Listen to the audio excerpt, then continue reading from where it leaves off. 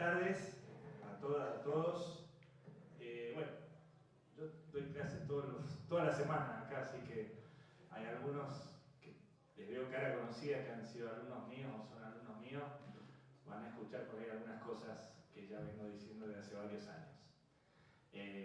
Y fundamentalmente me parece que es importantísimo que en la Facultad de Ingeniería empecemos a dar este tipo de debates, porque la formación de los profesionales de ingeniería está directamente vinculada con el modelo social que queremos imponer a una sociedad. Entonces, creo que es un tema que todavía sigue ausente en el debate dentro de los claustros de esta facultad, el perfil del profesional de ingeniería que queremos preparar y en función de qué proyecto de sociedad necesitamos, ¿no? Entonces, como punto de partida, avanzar en esa discusión me parece que es sumamente importante tener este tipo de encuentros. En principio, respecto de la temática que nos plantea la convocatoria a este panel, a mí me gustaría, o voy a intentar, responder a tres grandes preguntas o tres grandes ejes de debate. El primero de ellos tiene que ver por qué nuestro país recurre tan asiduamente al Fondo Monetario Internacional, ¿sí? Desde 1958, que es cuando Argentina adhiere plenamente, se convierte en socio del fondo, gobiernos civiles y militares han tenido que recurrir a préstamos al fondo para hacer frente a diferentes situaciones de crisis, especial del sector externo que ha tenido. Entonces, la pregunta que habría que hacerse es, ¿por qué sucede esto? La segunda pregunta, que por ahí es la más fácil, que es la que se está debatiendo hoy en muchos lados, tiene que ver con las consecuencias que traen este tipo de acuerdos con el Fondo Monetario Internacional. Consecuencias especialmente para aquellos sectores que vivimos de la venta de nuestra fuerza de trabajo, que vivimos de nuestro trabajo. Creo que ese tema también, si bien es parte del debate, me parece que es importante que lo profundicemos.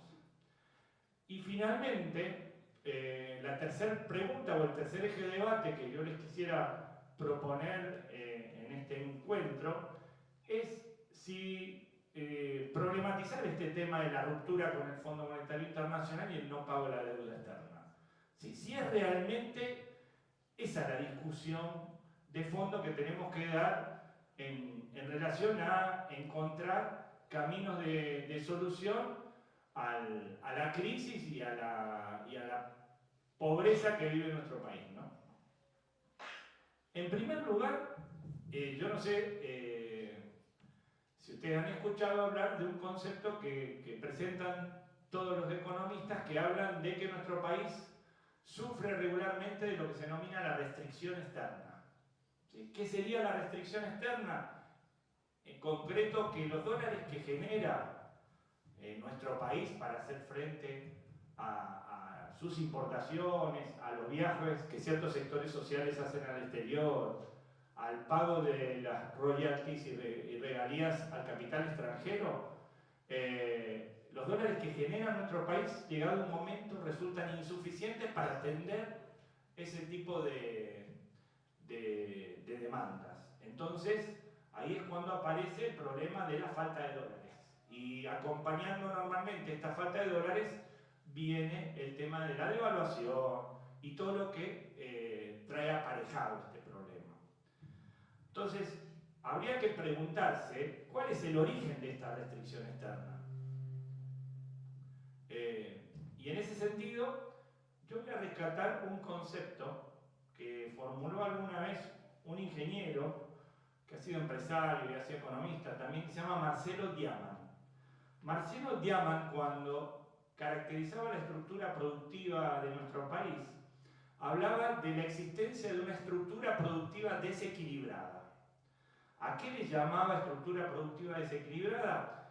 Él identificaba dentro de nuestro país dos grandes sectores.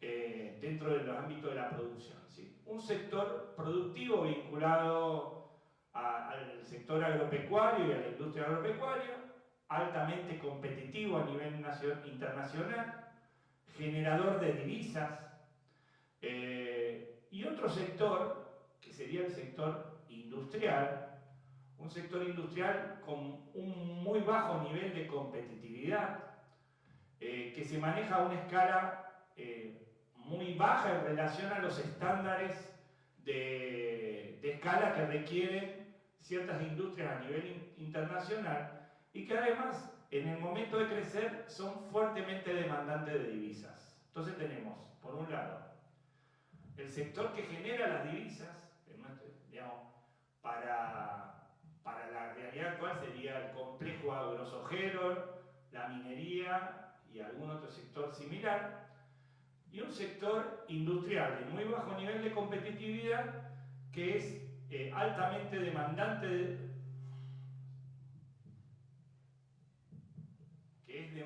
de divisas, y que en determinadas circunstancias, y que en la medida que la economía crece, estos sectores tienen lo que se denomina una elasticidad de importaciones superior a 1. A ver, lo explico en términos más llanos. Cuando estos sectores crecen la producción, el nivel de importaciones que tienen que asumir es mayor al crecimiento que se da en el nivel de producción.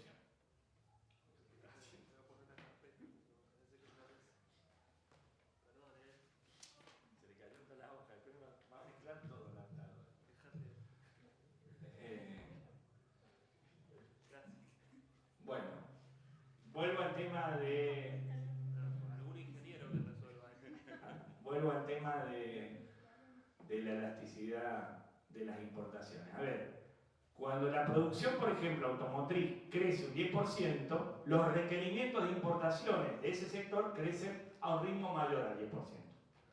¿Sí? Esa sería más o menos la idea. Cuando el complejo electrónico y la línea blanca que se fabrica en Tierra del Fuego crece a un 10%, las importaciones requeridas para atender ese incremento de la producción crecen a un ritmo mayor al 10%. Entonces, tenemos que, por un lado, esos sectores demandantes de divisas, cuando crece la economía, terminan requiriendo cada vez una mayor cantidad de dólares, una mayor cantidad de divisas. Y por otro lado, el sector que tiene que generar las divisas, llegado un momento, empieza a retasear. Por ejemplo, cuando los sojeros retasean la liquidación de sus exportaciones a los efectos de especular con una posible devaluación de la moneda. Cuando ven justamente que el sector externo empieza a convertirse en deficitario, empiezan a especular con una devaluación para incrementar su nivel de renta extraordinaria que ya tienen. En esas circunstancias, cuando los dólares que deben generar los sectores exportadores no son suficientes para abastecer a esa industria demandante de dólares para sus importaciones, ahí se produce el problema de las crisis del sector externo. Y normalmente esas crisis del sector externo concluyen habitualmente en una devaluación y todo lo que eso trae aparejado, ¿no? Caída del salario real, disminución del consumo, etc. Entonces, en esas circunstancias, ¿cómo se posterga este desenlace? ¿Cómo han venido haciendo los gobiernos para ir postergando este desenlace frente a la necesidad cada vez mayor de divisas? Lo hacen a través del mecanismo del endeudamiento externo. Convengamos que la llegada al Fondo Monetario Internacional es la etapa final del endeudamiento. Previamente hubo un endeudamiento, por ejemplo, en el gobierno actual de Macri, hubo todo un endeudamiento previo durante el año 2016 y en el 2017 con los organismos financieros privados, o sea, con las entidades financieras privadas. No recurrió al fondo. ¿Cuándo recurre al fondo? Recurre al fondo como un mecanismo de última instancia, cuando aquellos que le venían prestando dólares a lo largo del 2016 y 2017 le cortan el chorro porque digamos, la consistencia macroeconómica se empieza a debilitar, entonces cuando le cortan el chorro, bueno, el único que te presta es el Fondo Monetario Internacional. Ahora, no te presta gratuitamente, te establece toda una serie de exigencias. En el medio también podemos encontrar otros mecanismos de compensación que se combinan con este tema del endeudamiento. O sea, cómo de alguna manera coexisten en la economía argentina este sector altamente, con alto nivel, un estándar competitivo muy alto a nivel internacional, que es el sector de agropecuario y de la industria agropecuaria, con un sector industrial de muy bajos niveles de competitividad. Decíamos, hay un mecanismo que tiene que ver con transferencia a ese sector de bajo nivel de competitividad que le realiza el Estado.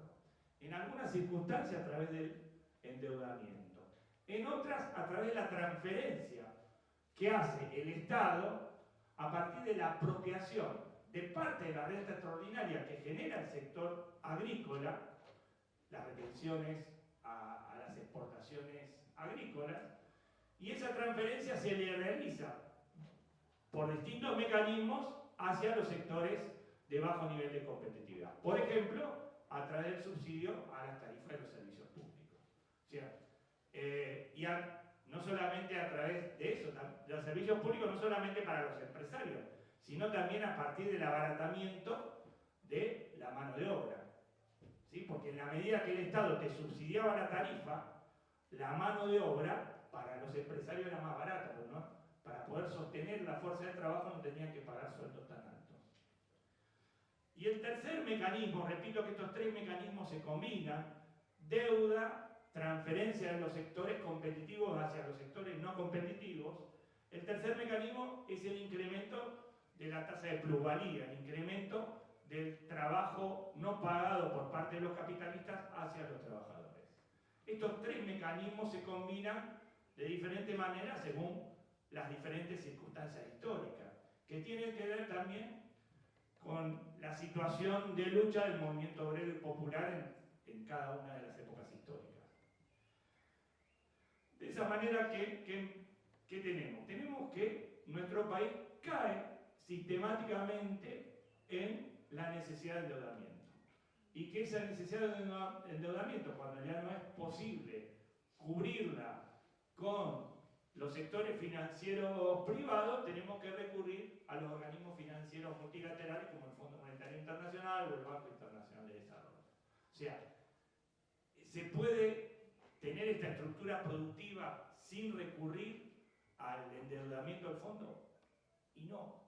Más tarde o más temprano, esta estructura productiva tal cual está planteada, llegas indefectiblemente a tener que pedir plata prestada.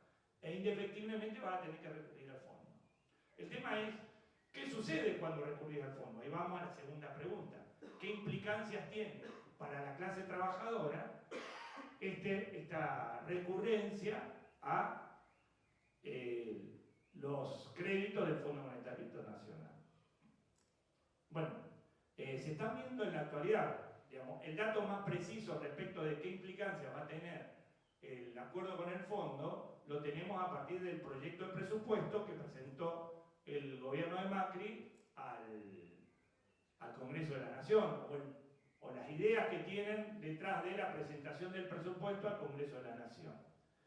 Entre otras cosas, ¿qué tenemos? Una caída de casi del 70% en la obra pública o distintas obras de infraestructura. O sea que el año que viene no va a haber un mango para obra pública. Eso implica necesariamente que la construcción y el empleo en la construcción, que el empleo en la construcción es muy importante en nuestro país, porque la construcción es una actividad mano de obra intensiva, demanda mucha mano de obra en comparación, por ejemplo, con el sector agrícola.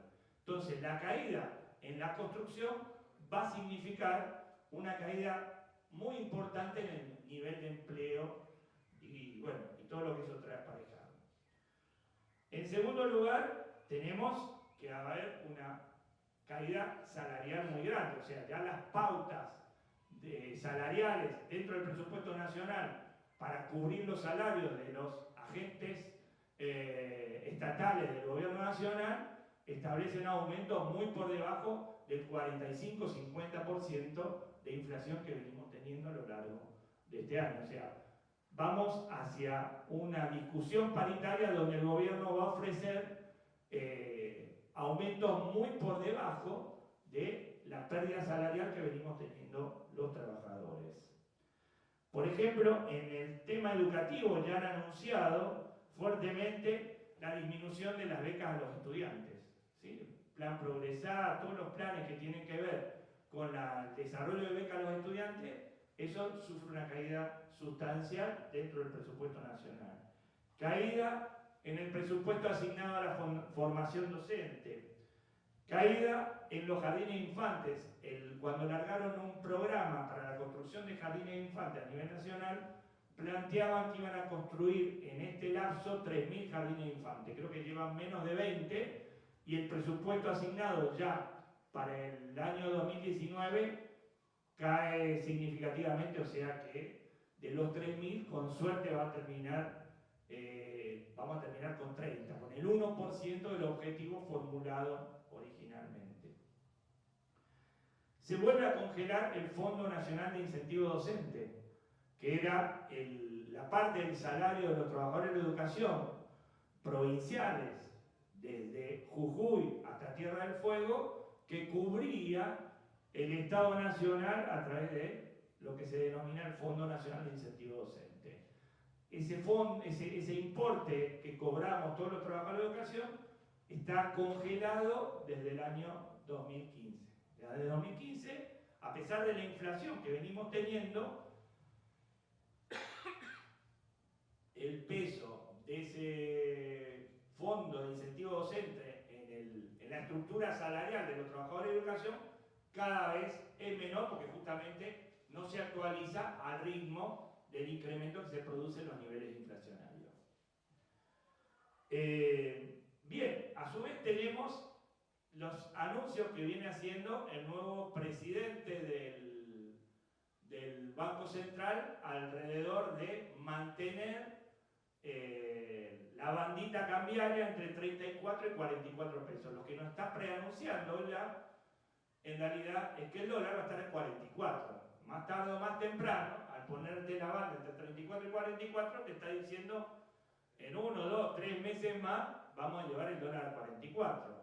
De los 18 que había en enero a 44 estamos frente a una devaluación superior al 100% y todos nosotros sabemos, porque vivimos en este país, que esos niveles de devaluación generan un impacto directo sobre los precios de la economía y sobre la inflación, y eso va a conllevar una caída impresionante del salario real de los trabajadores y trabajadoras de nuestro país. A la vez, a los efectos también de controlar el tema de los billetes y monedas que hay en circulación, a partir de definir que el crecimiento de la base monetaria va a ser igual a cero, el gobierno actual en estos días, yo no sé si ustedes habrán escuchado, lanzó una letra de liquidez que se llama las LELIC, en el cual el gobierno ofrece una tasa del 72% anual. Eso alimenta el ritmo furioso que viene teniendo el endeudamiento del sector público, no solo en dólares, sino también en pesos. Hoy, la partida del presupuesto nacional asignada al pago de los intereses de la deuda es la partida que más crece, tanto en el presupuesto nacional como en el presupuesto de la provincia también. No descartemos que acá en la provincia también, para financiar toda una serie de cosas, vuelvan a recurrir al endeudamiento como lo vienen haciendo a lo largo de estos últimos 3 años de gobierno. O sea, nos enfrentamos con un incremento del endeudamiento cada vez más grande y que esa partida, además de la deuda, condiciona las posibilidades de tener un presupuesto más progresivo en términos de asignar mayores recursos a educación, a salud, al desarrollo de programas sociales progresivos, al desarrollo de actividades productivas encaradas por los propios trabajadores, la parte del presupuesto que va a ir destinada a esos sectores va a ser cada vez menor, porque justamente el peso que tiene el pago de los intereses de la deuda viene creciendo y va a seguir creciendo, ¿sí? No hay posibilidad de recorte, salvo que deje de pagar la deuda. Bien.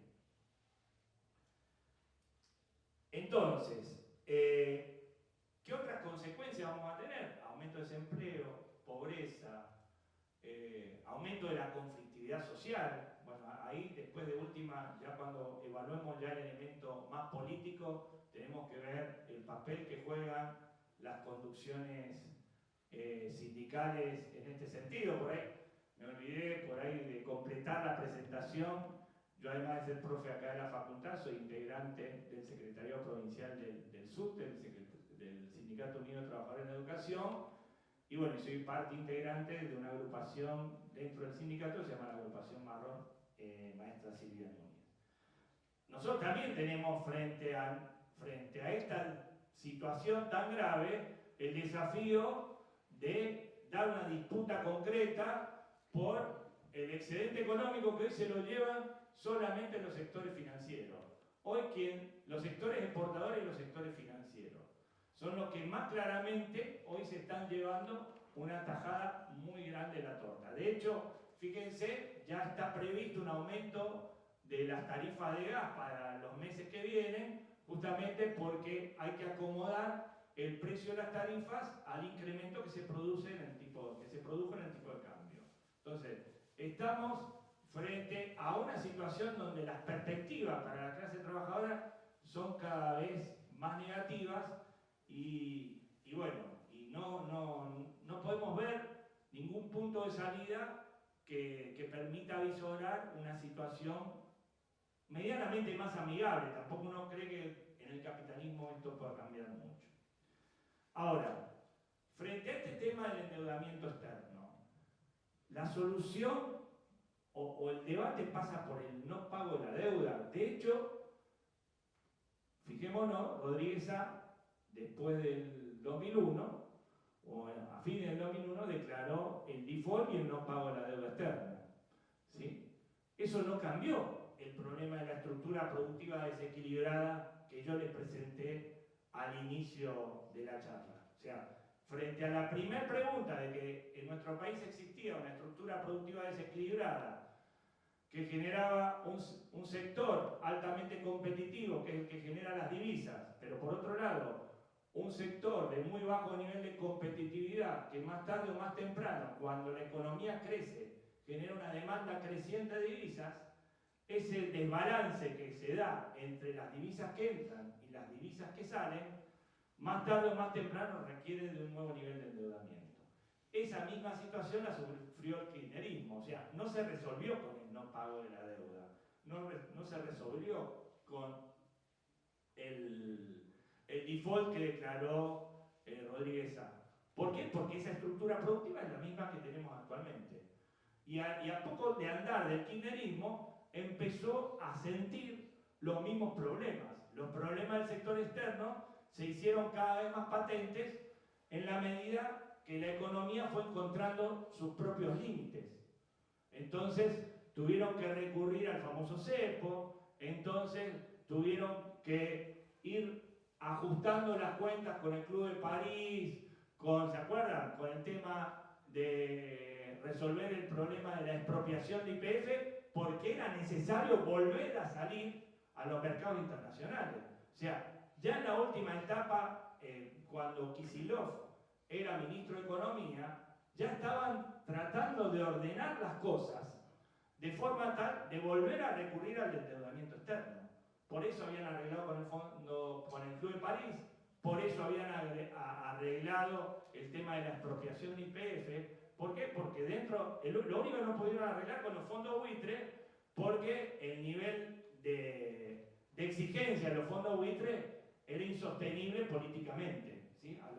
A la luz del discurso que enarbolaba en ese momento el kirchnerismo. Entonces, no lograron cerrar para salir nuevamente al mercado de capitales a recurrir al endeudamiento externo. Entonces, mi planteo respecto de este problema es que el no pago de la deuda es condición necesaria, pero no es suficiente.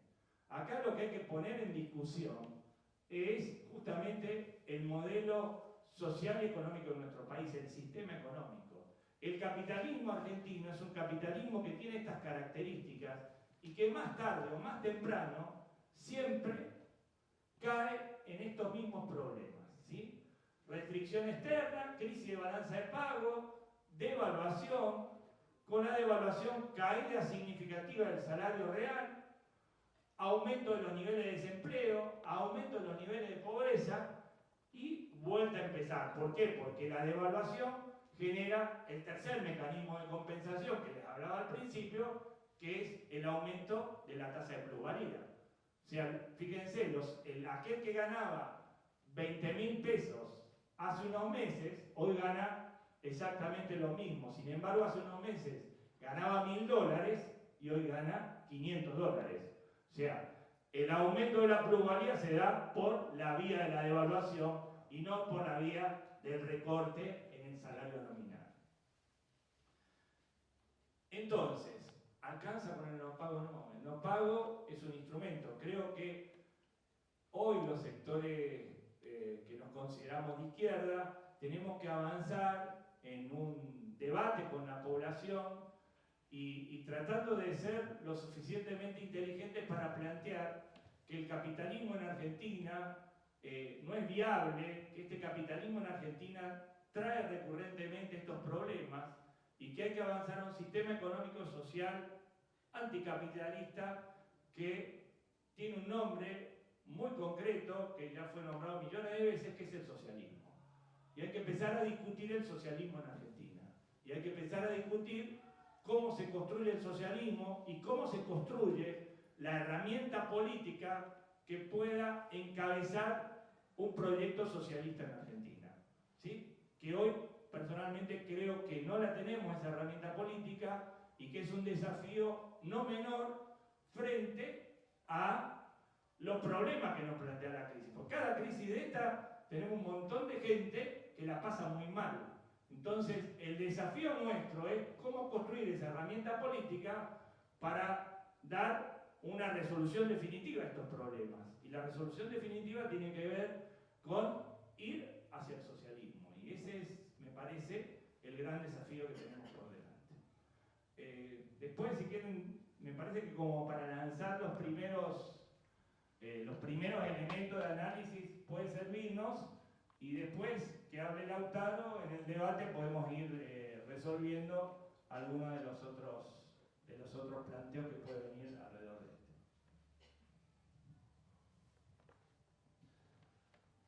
Bueno, un poco para continuar esta exposición que hacía Mario,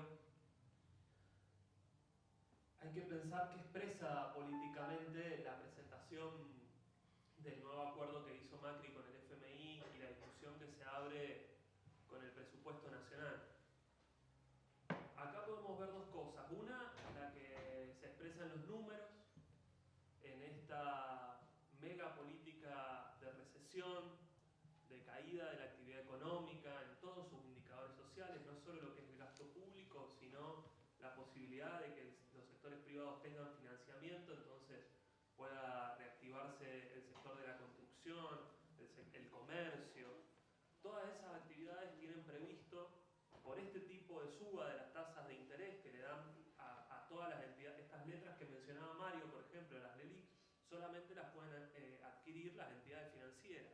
Si las entidades financieras tienen esta posibilidad de, endeudando al Estado, obtener un nivel especulativo de ganancias mucho más alto que prestándole a cualquiera que quiera construir una casa, otorgar algún tipo de ampliación, ampliar un negocio, por ejemplo, algún tipo de pyme, algún tipo de actividad económica por abajo, bueno, le sería imposible pagar ese tipo de tasas de interés. Es lo mismo que nos pasa actualmente. ¿Por qué también está cayendo los niveles de consumo? Porque ya es imposible ir a comprar al supermercado con la tarjeta de crédito sabiendo que la tasa de interés,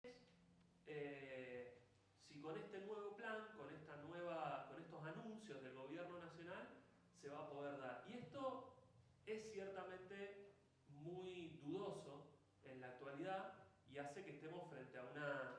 crisis nacional que está abierta y que todavía se encuentra en una situación crítica. De hecho, estos mismos sectores capitalistas del mercado, hay muchos que ponen seriamente en cuestión la viabilidad de este presupuesto y de la posibilidad de que aún haciendo estos ajustes el Estado pueda garantizar esos pagos y de que no se empiece a romper la cadena de pagos, porque esta flotación, digamos, del dólar, esta banda, incluso, además de lo que decía Mario, prevé una actualización mensual de hasta el 3%, con lo cual, siguiendo la tablita, les da que a fin del 2019 el dólar podría estar tranquilamente a 60 pesos, cuando todo el presupuesto y todo este ajuste y este ordenamiento supuestamente de las cuentas se prevé con un dólar a 40 pesos.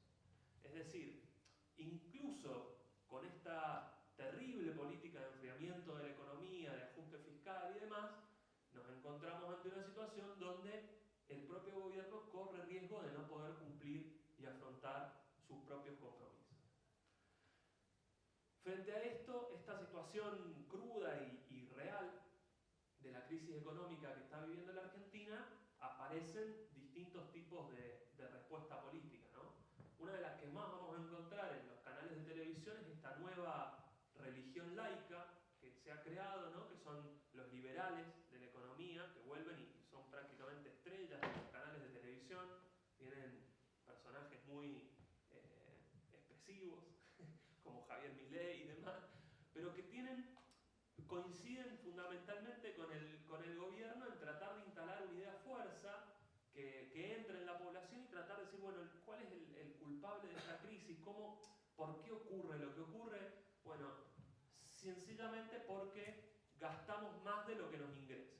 Si nosotros logramos reducir el gasto fiscal, si logramos establecer el déficit cero, se va a abrir, como anunciaba Macri, ¿no?, desde Estados Unidos, un periodo de crecimiento que va a ser infinito porque nuestras capacidades, bueno, ya empieza todo el discurso de autoayuda, ¿no? Es decir, que vamos a crecer, que tenemos un gran potencial, todo esto que acompaña a esta religión laica, ¿no?, que es el liberalismo, que es toda la ideología del emprendedurismo, decir, bueno, arrancamos con la cerveza artesanal y no paramos hasta que pongamos nuestra propia empresa y nos asociemos y bueno, y a lo mejor terminás teniendo una olla y siendo ministro, que es más o menos el requisito para ser parte del gobierno de Cambiemos, ¿no? Tener la plata afuera y ser parte del club de la gente que tiene cuentas en paraísos fiscales.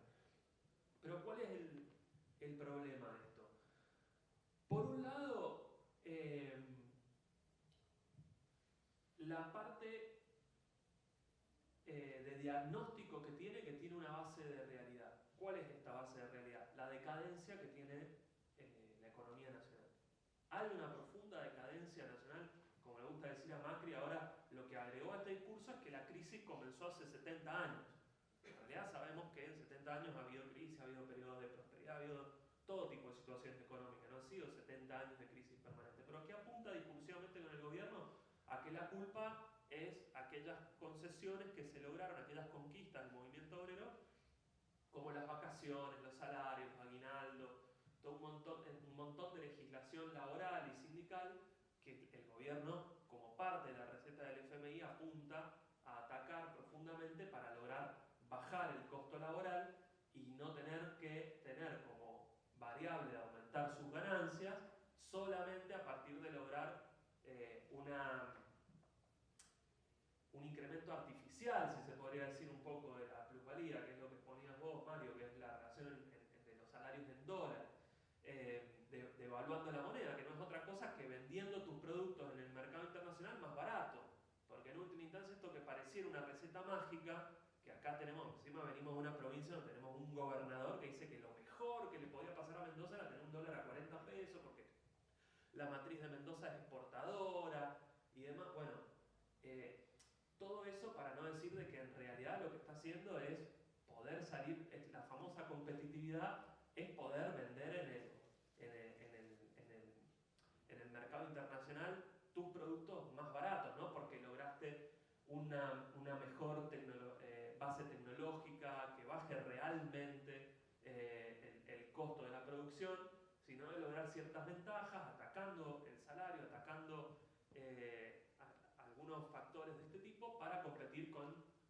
es chiquillo con determinados competidores que tienen, pero no por un desarrollo de la matriz productiva más profundo, más basado en la competitividad que te da el poder de la industria y la aplicación de los conocimientos que, entre otras cosas, ustedes aprenden en esta facultad. Es una forma de decir que en realidad no haría falta una UTN y hacer ingenieros, sino que si nos avivamos y cada vez vendemos las cosas más baratas devaluando, se podría mejorar la actividad económica. Como saben que eso tiene patas cortas, ¿qué es lo que tratan de hacer? Lograr tomar medidas que permitan algún tipo de atracción de inversiones y de mejorar el nivel de flujo de capitales hacia el interior del país, la famosa lluvia de inversiones, que supuestamente se lograría con este tipo de medidas que ataquen las condiciones que ellos denominan de competitividad. Ahora, la parte que decíamos que tienen de razón es que si uno compara cómo era la Argentina de 1950 y cómo es la Argentina de la actualidad, nos encontramos con un país que ha tenido una decadencia nacional muy profunda, ¿no? Estábamos en el 8º puesto a nivel de PBI per cápita a nivel internacional, estamos en el puesto número 59. El PBI per cápita aumentó menos de 2 veces en estos 70 años, ¿no? El 1,8% pasó de $4.987 per cápita a 9.124, mientras que en ese mismo periodo de tiempo el de los Estados Unidos, para tomar una variable promedio importante, aumentó 5 veces. ¿Está bien? Es decir, que la brecha entre Estados Unidos y Argentina se acrecentó enormemente. Pero incluso si queremos tomar países que sean comparables más de la región, para no decir, bueno, te estás comparando con Estados Unidos, si lo comparás con Brasil, tenés un problema porque el PBI per cápita de Brasil aumentó 6 veces. ¿Está bien? Pasó de $1.600 a 10.710 en ese mismo periodo de tiempo. Eso es lo que hace que tengamos un Brasil que, con toda la crisis que tiene, con todo el atraso que aún mantiene en su estructura económica, tuvo un incremento 3 veces mayor al que tuvo la Argentina en esos 60 años. Eso se traduce en que empiezan ataques muy profundos también a la clase trabajadora y que en Argentina entre con toda la ofensiva neoliberal. Ahora, lo que nos dicen es que esa ofensiva neoliberal también profundizó esas condiciones. Pasó desde 1974, que era uno de los puntos más altos del poder adquisitivo del salario. Por ejemplo, si uno compara el poder adquisitivo que tenían los trabajadores en el 74 y lo que tienen ahora, no llega a la mitad.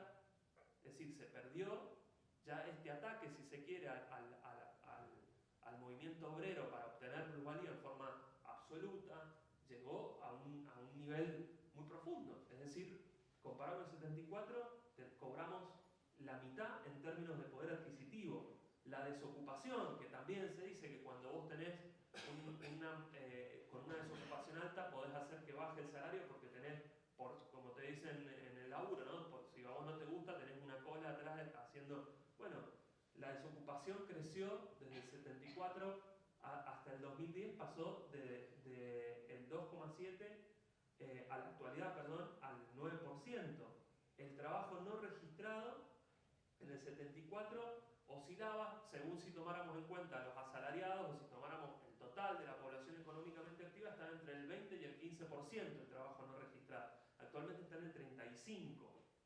¿Está bien? Sin contar todas las nuevas introducciones que se hicieron con el neoliberalismo, con las distintas formas de empleo formal precarizado, que alcanza más de un 60% de los trabajadores. La pobreza se disparó de un 4,5% al menos, en la actualidad estamos tomando cifras desde antes de que ocurriera este nuevo salto, ¿no? Cuando el dólar todavía estaba a 20 pesos, ya llegaba al 25,7%. Entonces, tenemos una decadencia nacional muy profunda que aparece esta supuesta nuevo discurso, ¿no? De que equilibrando el gasto fiscal y recurriendo al endeudamiento se va a lograr, ¿no? Y que para recurrir al endeudamiento tenés que entrar en este tipo de pago virtuoso, que es un deber de las naciones, que pagando cada vez se va a lograr más. ¿Cuándo empieza esto? Porque tampoco es cierto que fue eterno. Esta medida de recurrir al endeudamiento externo, que decía Mario, da un salto cualitativo muy importante en la dictadura militar, como parte de las recetas neoliberales, ¿no?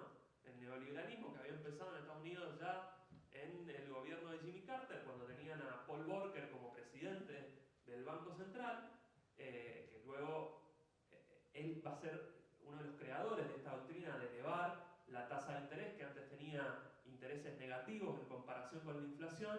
Va a ser el primero en decir, bueno, hay que terminar con estas recetas del estado de bienestar, del keynesianismo para buscar el pleno empleo y pasar a atacar la mayor de los problemas que tenemos, que es la inflación. Para eso vamos a subir la tasa de interés. Lo pasa de números negativos a llegar en la década del 90 al 20%, y con eso la desocupación crece en Estados Unidos, baja aproximadamente un 30% lo que se denomina el salario mínimo federal en Estados Unidos.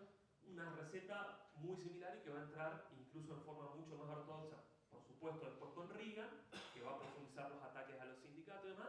Y en América Latina, lo que había sido el experimento del Chile de Pinochet se va a generalizar a todos los países de la región y en la Argentina en particular, ¿no?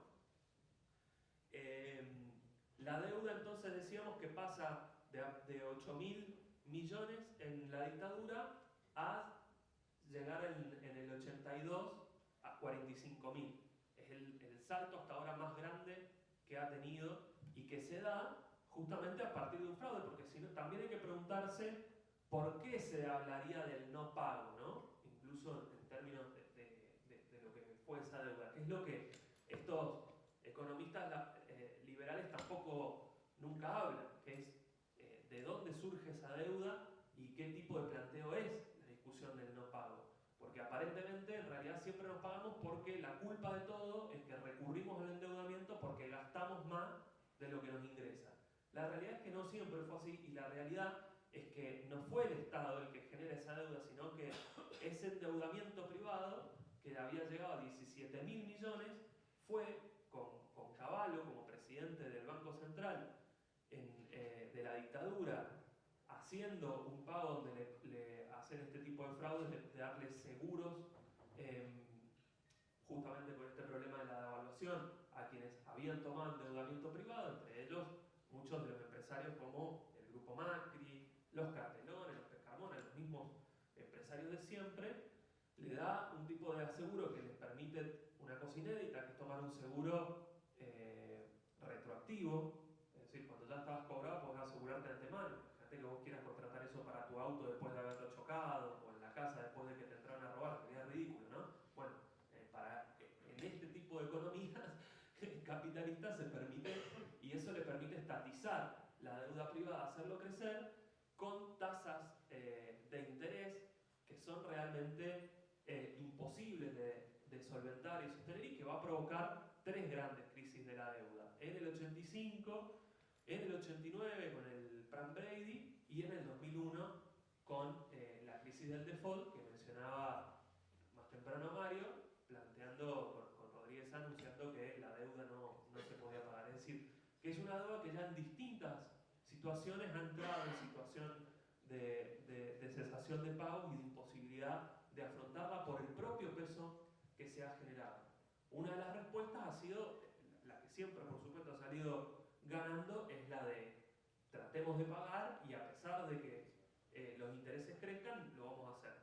Pagó la propia dictadura 30.000 millones, pagó el gobierno de Alfonsín 35.000, Menem en sus dos mandatos 117.000 millones, el gobierno de la Alianza 44.000, Duhalde en el poco tiempo que estuvo 17.000 millones, y durante los 12 años de Néstor y Cristina, pagos, ¿no?, que era la política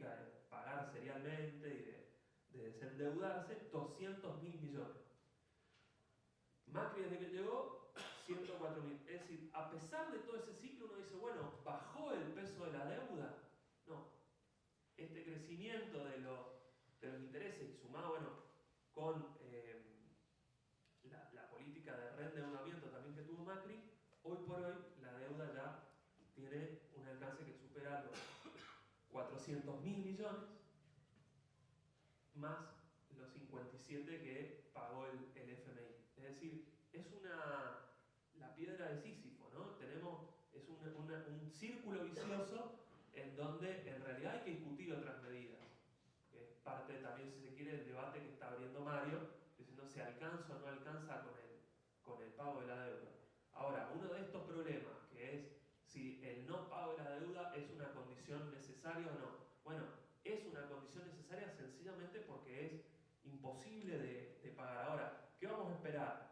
Que ese no pago de la deuda se provoque a partir de un default y de que caiga por su propio peso para que se produzcan luego todos los negociados que se dan a partir de las renegociaciones de bonos y demás. No, en ese círculo vicioso es verdad que ellos siempre ganan, ¿no? Los renegociadores, hay todo tipo de negociados irregulares, denunciados incluso penalmente a partir de lo que son las renegociaciones de la deuda.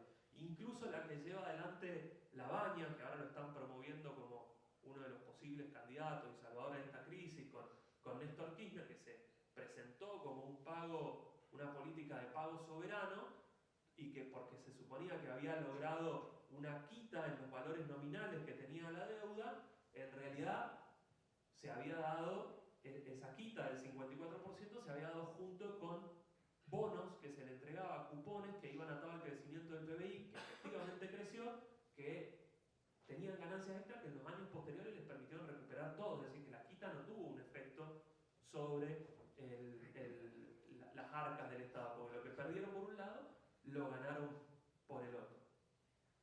Entonces, la única forma de hacerlo es cortar con ese chorro, con ese círculo vicioso.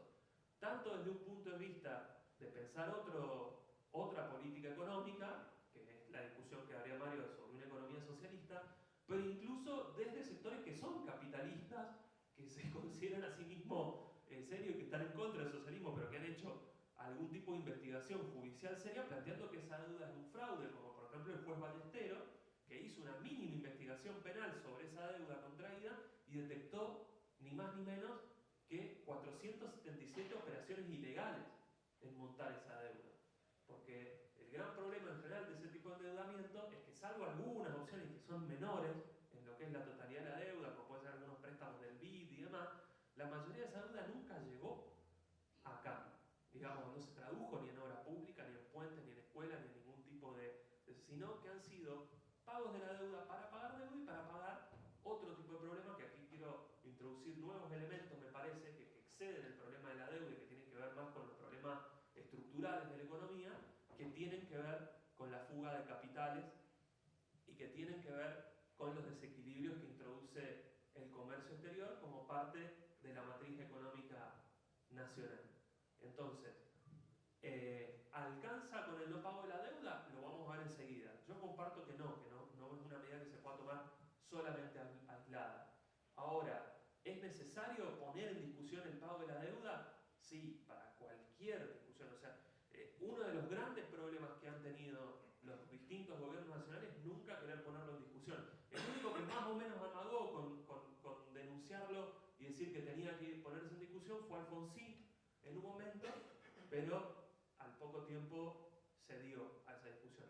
Lo mismo que, entendiendo que es un problema internacional, son todos los países de la región suelen tener problemas cíclicos con los problemas del pago de la deuda. De hecho, el origen, uno de los puntos importantes que tiene esta última crisis cambiaria que tuvo la Argentina estuvo influenciado por el contexto externo. Tiene que ver con la política de Estados Unidos de volver a subir las tasas de interés, de llevar nuevamente los flujos de capitales hacia allá, y que eso golpea en las economías que denominan emergentes, ¿no? Que para nosotros son economías dependientes, pero tiene que ver con eso y tiene que ver con una discusión que en última instancia tiene que ser una discusión de toda América Latina, por qué esta política neoliberal promovida desde Estados Unidos y demás, que tiene como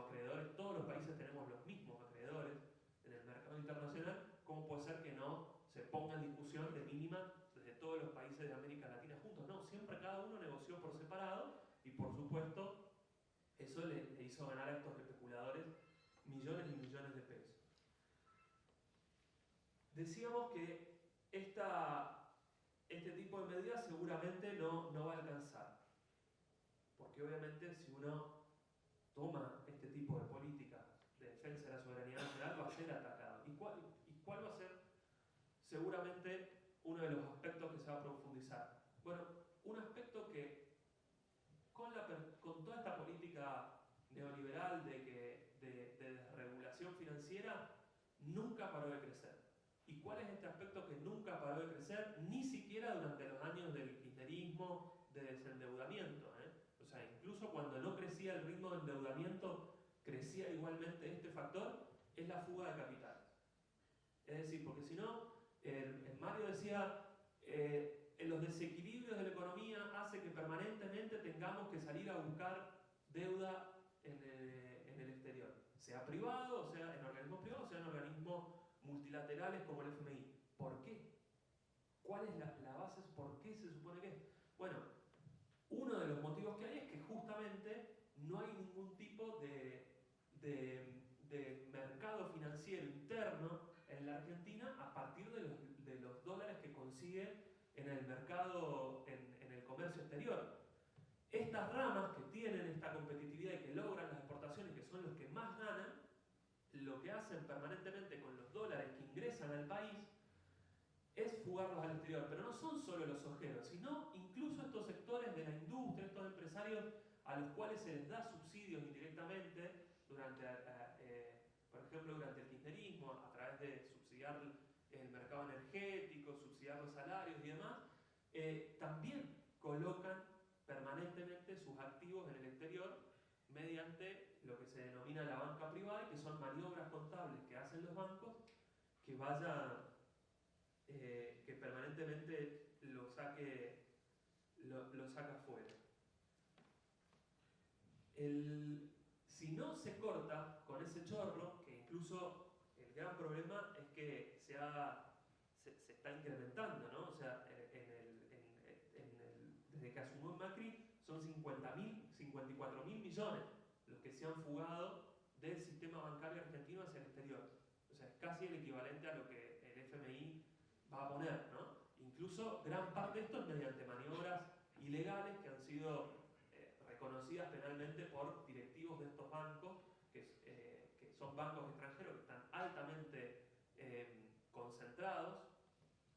Pensemos que uno de los grandes problemas es que el 45%, por ejemplo, de lo que son los depósitos financieros en Argentina están en manos de 6 bancos extranjeros. Bueno, ¿esto qué permite?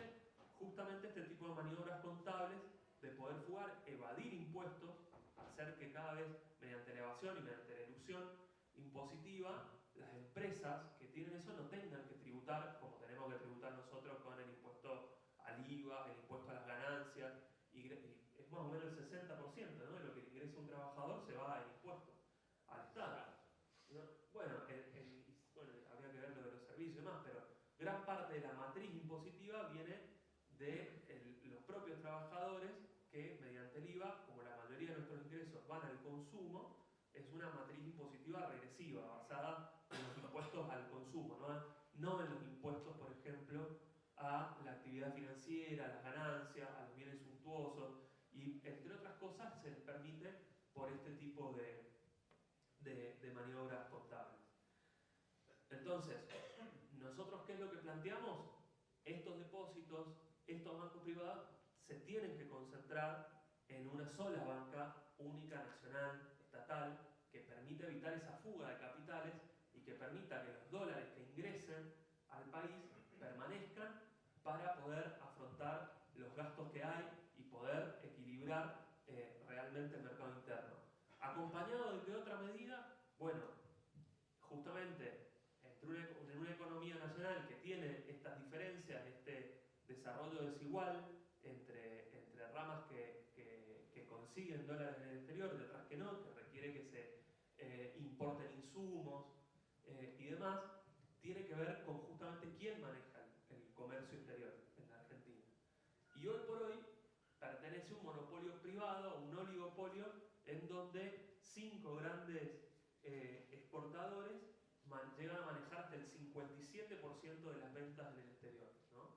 Uno de los grandes sectores, que es el sector vinculado a las exportaciones del complejo sojero, es uno de los grandes acreedores, digamos, de dólares de ventas al exterior y que viene que logra concentrar esa renta diferencial. Ahora, hay una política, por ejemplo, el kirchnerismo, que es, mediante retenciones, lograr agarrar una parte de eso. Ahora, si uno toma solamente una pequeña parte, como es lo que toman las retenciones, es difícil pensar seriamente en un cambio de la matriz. ¿Está bien? Se puede lograr en un momento, se puede lograr atenuar esos desequilibrios, no tener tanta necesidad de recurrir al endeudamiento externo cuando el ciclo de las materias primas, cuando el precio de la soja, los precios del petróleo están por las nubes, ¿no es cierto? Cuando hay un ciclo internacional de crecimiento de la economía, pero en momentos como en la actualidad, donde caen los precios de las materias primas, donde hay un menor crecimiento a nivel de la economía internacional, lógicamente van a aparecer estas tensiones mucho más fuertes y las retenciones claramente no van a alcanzar.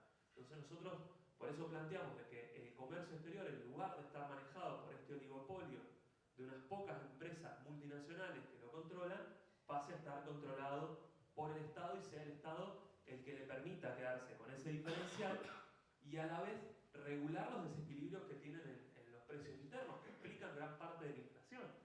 Porque para empezar a atacar los mitos, digamos, de qué es lo que provoca la inflación, supuestamente es el gasto fiscal, ya estamos demostrando que no. Por un lado, tiene que ver con el peso de los intereses especulativos dentro de la deuda externa, que tiene que ver con la matriz financiera de la Argentina, que se basa en la fuga de capitales y en que las clases dominantes tengan dolarizados sus activos muchísimo más que en cualquier otro país, incluso en países tan atrasados o más atrasados que en la Argentina, ¿no? Que tienen sus activos en monedas en una proporción mucho mayor en lo que hace a sus propias monedas nacionales y no necesariamente en dólares. En la Argentina no.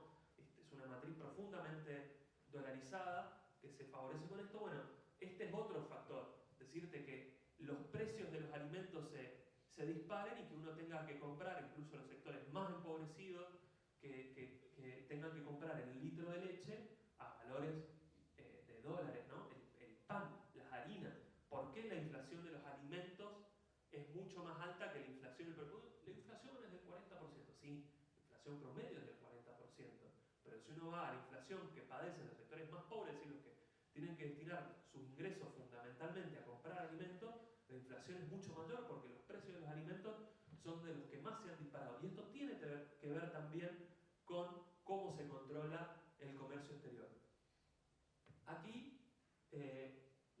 esta política de retención, estas políticas parciales, están por detrás incluso de medidas que tomó el peronismo en su momento, nacionalizando los depósitos bancarios y creando organismos como la Junta Nacional del Grano o el YAPI, que son relativamente similares a estas medidas que estamos proponiendo nosotros, aunque no iguales, y lo quiero explicar.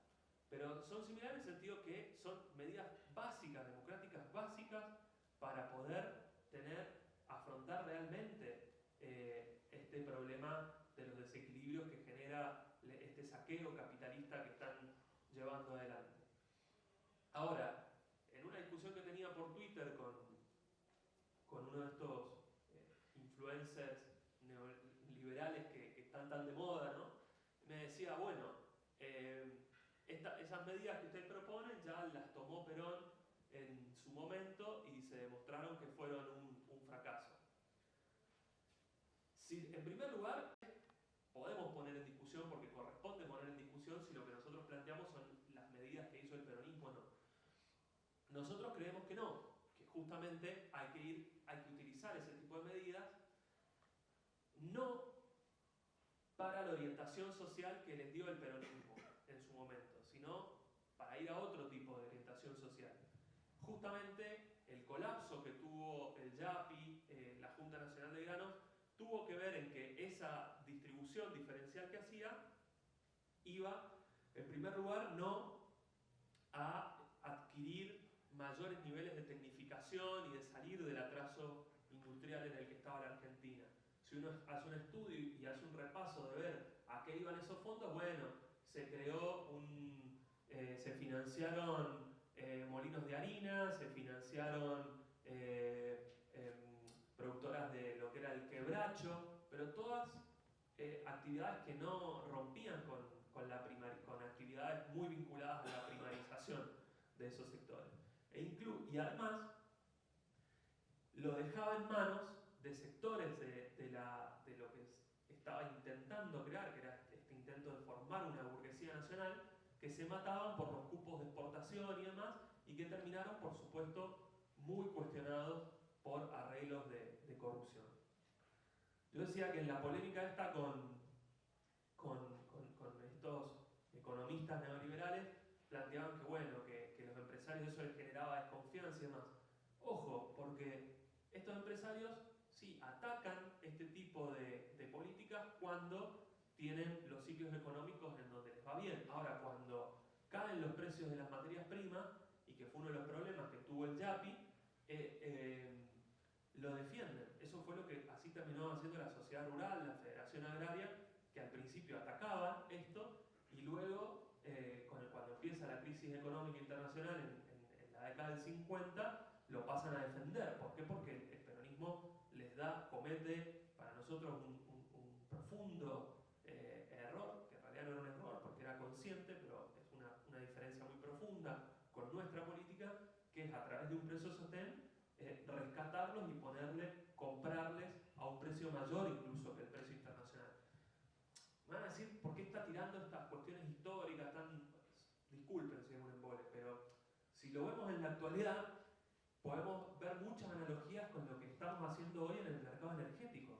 Esto que decía Mario, por ejemplo, de tener que pagarle a las empresas de gas el millón de BTU, los precios de la energía, Argentina los paga como cualquier país del mundo que no es productor, cuando el costo de producción es mucho menor. ¿Por qué? Si el costo del millón del gas en boca de pozo, la propia YPF declara que está en $2, lo pagamos a 7,50. ¿Está bien? Tiene que ver con esta política de decir, bueno, los tenemos que rescatar, los tenemos que pagar a estos sectores empresarios más allá de lo racional. Ya no tiene que ver con una ley de la oferta y la demanda y demás. Se supone que los estamos sosteniendo. ¿A costa de qué? A costa de provocar un profundo saqueo en el bolsillo de los sectores más vulnerables, ¿no? de los trabajadores y de quienes viven de sus salarios. Por eso es que nosotros no planteamos solamente el problema de repudiar el pago de la deuda externa, sino otras medidas que son muy importantes y necesarias, como el monopolio del comercio exterior, la nacionalización del sistema bancario. Para terminar con esto, imagínense que cuando empiezan estas reformas neoliberales supuestamente traían más actores, desregulaban la religión neoliberal. Lo que decía era que si vos permitías que se desregulara la tasa, abrías para que entraran otros actores y liberabas el flujo de capitales para que se puedan ingresar y salir dólares normalmente del país, eso iba a generar una mayor competitividad financiera, todos íbamos a tener préstamos y todo iba a salir bien. Así quebró el Banco Mendoza, el Banco de Previsión Social y demás. Pero nada se cumplió. Que eso es la discusión que hay. ¿Por qué si el neoliberalismo sabe tanto y por qué si supuestamente el problema de todo es que gastamos más de lo que nos entra, todas estas recetas vienen fracasando? ¿Por qué el mercado financiero está mucho más concentrado que antes en manos de bancos muy poderosos que además fraguan medidas ilegales? ¿Por qué el campo está mucho más concentrado que antes? Se da incluso de que se da la relación inversa a lo que era 100 años atrás. 100 años atrás, los pequeños chacareros le arrendaban a los grandes latifundistas parcelas de tierra para producir. Ahora es al revés, está tan concentrada la producción del campo que los grandes pools de siembra le arrendan su tierra a los chacareros. Entonces los chacareros, muchos, no estamos hablando de Mendoza, ¿no? Pero en lo que es la pampa húmeda, dejaron de ser productores y se convirtieron en rentistas. Bueno, todos esos desequilibrios que se dan requieren este tipo de medidas de fondo para poder hacerlo.